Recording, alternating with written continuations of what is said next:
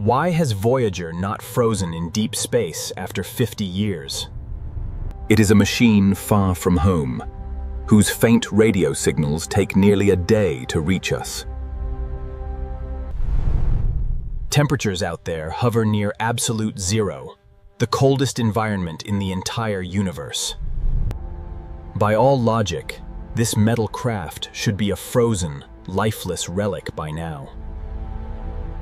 Yet, Voyager 1 remains awake, responding to every command we send from Earth. Launched in 1977, it has been flying through the cosmos for over 45 years. It has traveled over 14 billion miles through near-perfect emptiness, far beyond our sun's reach. How does such an old spacecraft survive the extreme cold without freezing to death? The answer lies in understanding that space does not kill like a frozen lake. Space is not stealing life from you. It is simply a vast, empty vacuum. Once you grasp what cold in space really means, Voyager's survival seems almost obvious. Think about the last time you were truly cold. Perhaps a winter wind. What you felt was not the cold arriving, but your own heat leaving you. On Earth, you are surrounded by trillions of air molecules constantly stealing your warmth. The more crowded the air, the faster your heat drains away into the environment. Cold is just the speed at which your own warmth escapes into the surroundings. But where Voyager travels, space is nearly empty, with almost nothing to touch. There is little to carry heat away, so the freezing of deep space cannot reach it.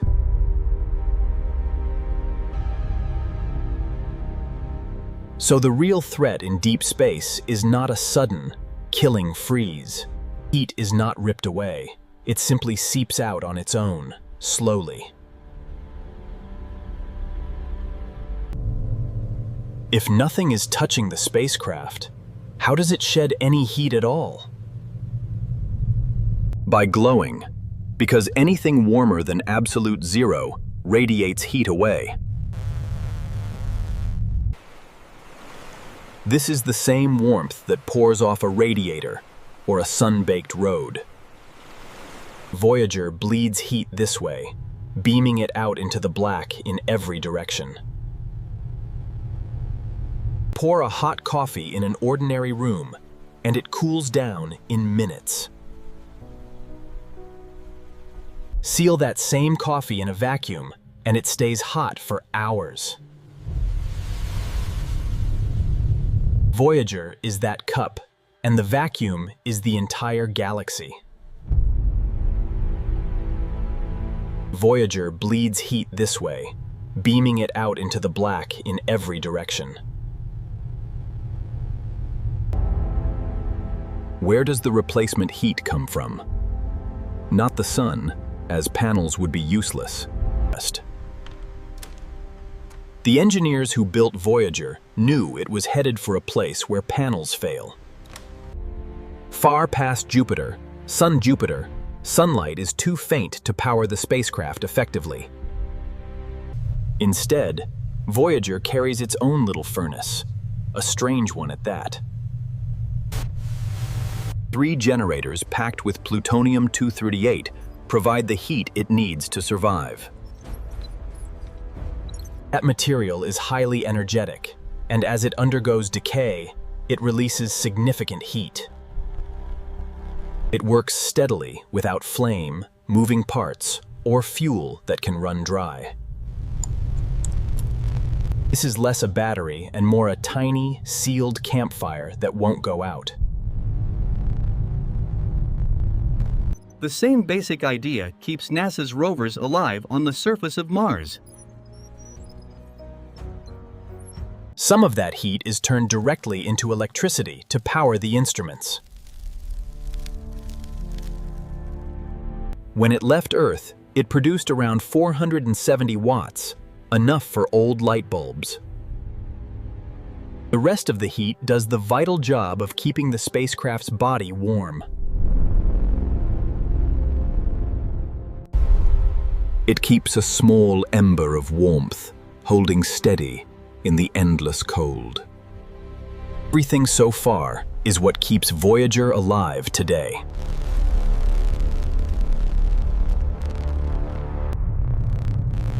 But the plutonium that saves the craft is also a clock nobody can stop.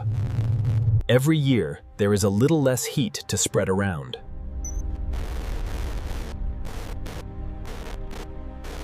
What NASA is doing now to keep it breathing is a haunting, slow-motion rescue.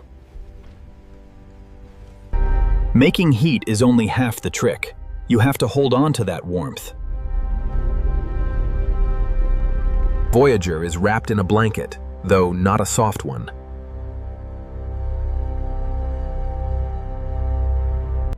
The blanket is made from dozens of thin sheets of shiny film, stacked with gaps.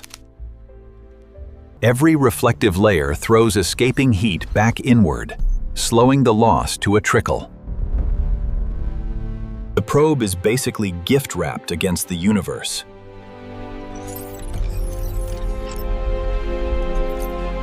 This shimmering film is survival gear, bouncing heat back exactly where it's needed. Oddly, the hardest problem was never keeping Voyager warm. The real fight was keeping it from cooking.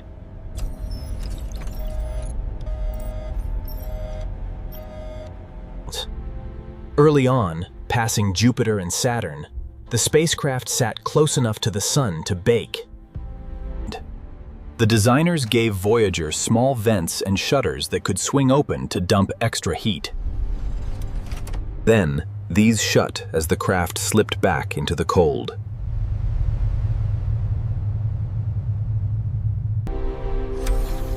A thermos that can also breathe.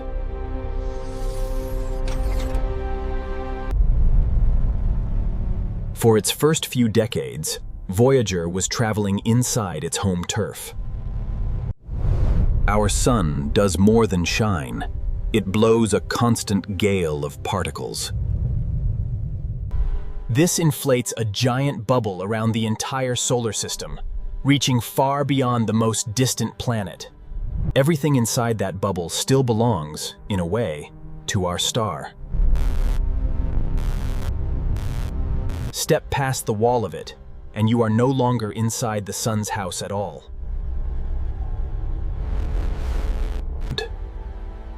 You are loose in the open galaxy, adrift in the gaps between the stars, where our own sun has shrunk to one more pinprick of light.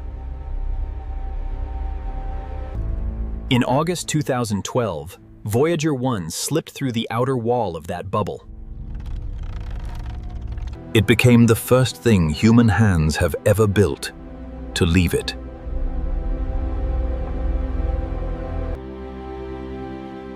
On the far side, the sun's wind fell suddenly quiet. The magnetic field shifted, and the particles drifting past began arriving from distant, long-dead stars. Voyager had crossed into the space between the stars and kept right on going. Warm and sending data home, doing exactly what it was made to do. But the furnace is fading. Plutonium-238 has a half-life of about 88 years. Which means every 88 years, half of the fuel is gone, and the heat it gives off is cut in half. The slide is gentle, and it never once pauses. Since launch, Voyager's generators have already lost around 40% of their power. The 470 watts the craft set out with have dropped to somewhere near 250. So the people who run the mission have spent years making quiet, Difficult decisions. One by one, they switch things off to keep the essentials breathing. The cameras went dark long ago, and whole instruments have been retired for good. Heaters that protect less vital parts have been shut down, letting entire sections of the spacecraft go cold and stiff, all to stretch the thinning power a little further.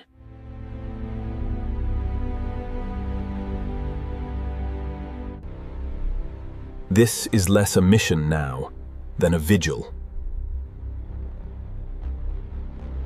The best estimates give Voyager only until sometime within this decade before the last instrument goes silent. When that moment comes, Voyager will finally begin to truly freeze. Not because space grew any colder, but because the tiny heart of plutonium will have nothing left to give. The film blanket will remain wrapped around the frame, doing its quiet job, but with no warmth left to hold in. The wrapping can only slow the inevitable.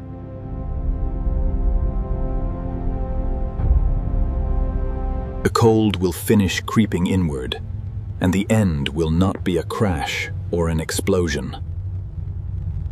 It will be a fade.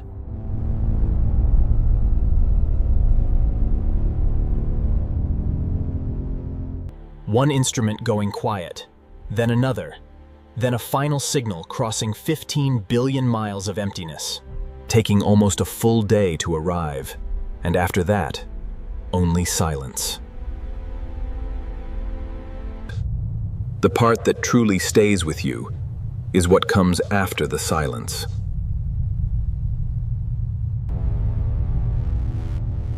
Even dark and frozen, Voyager does not stop. There is no air out there to drag on the craft, nothing at all to slow it down. So the same plain law that keeps a hockey puck sliding across fresh ice carries Voyager R onward without end. Right now, the probe is moving at about 10.5 miles per second. Which works out to more than 38,000 miles per hour.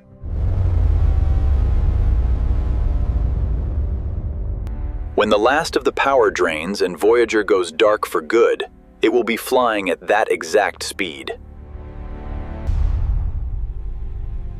A frozen messenger, coasting through the black, forever.